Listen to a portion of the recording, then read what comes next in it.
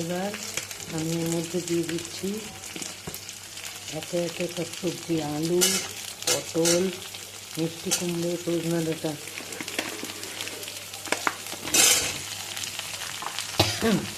Capsicum, ঝিঙে আর গাজর।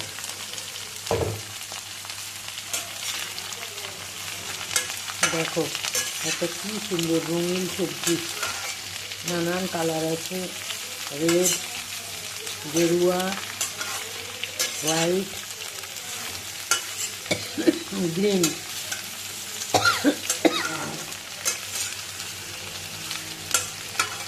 ফোড়নটা এত মানে ভাজা হয়ে গেছে যে আমার কাশি হচ্ছে।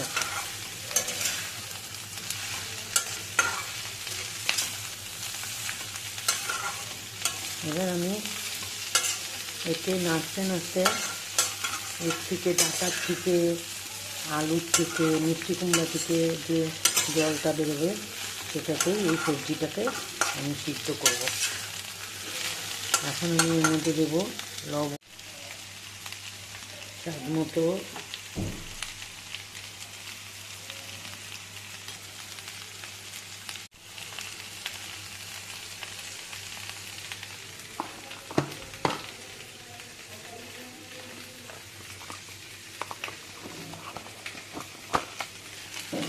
ধনের গুঁড়ো,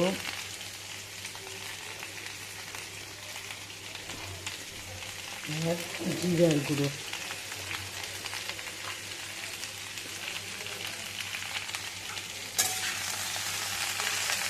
দিয়ে আমি ভালো করে তরকারিটা নাড়তে থাকবো। তারপর যখন এটা ভালো করে নেড়ে আমি ঢেকে রেখে দেবো।